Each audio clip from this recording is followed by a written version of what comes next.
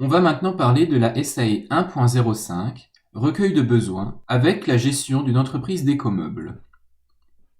Nous étions dans la situation de deux étudiants qui souhaitaient créer une entreprise de vente d'écomeubles pour les étudiants et jeunes travailleurs.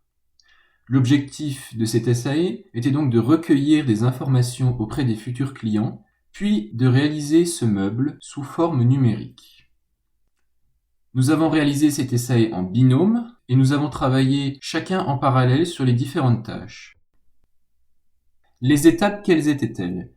Il s'agissait tout d'abord de faire des recherches sur la création d'écomeubles, notamment les matériaux, la manière de le fabriquer, etc.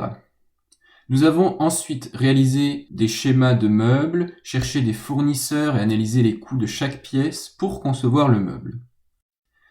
Puis nous avons réfléchi aux questions à poser aux futurs clients concernant le type de meuble, les pièces à meubler et le design. Nous avons réalisé un questionnaire via Google Forms que nous avons fait remplir aux autres groupes. Ensuite, nous avons analysé ces réponses afin de décider des caractéristiques du meuble à fabriquer.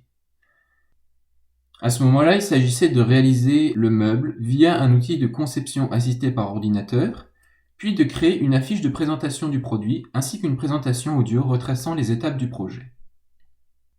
Les apprentissages critiques mis en jeu ici étaient l'apprentissage critique 1, appréhender les besoins du client et de l'utilisateur, et l'apprentissage critique 3, identifier les acteurs et les différentes phases d'un cycle de développement.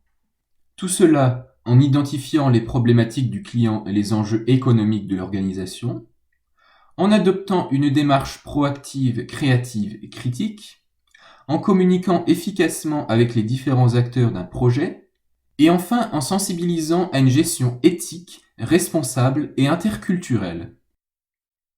J'ai noté deux difficultés que nous avons rencontrées dans ce projet. La première, en savoir suffisamment sur la conception d'écomeubles, puisque c'était un domaine sur lequel nous ne nous étions jamais penchés auparavant.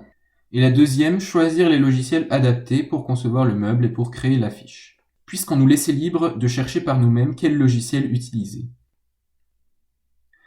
Comme axe d'amélioration qu'on pourrait noter, c'est que nous aurions pu être plus efficaces pour choisir les questions posées et réaliser le questionnaire, puisqu'en effet, on a pris beaucoup de temps pour réfléchir.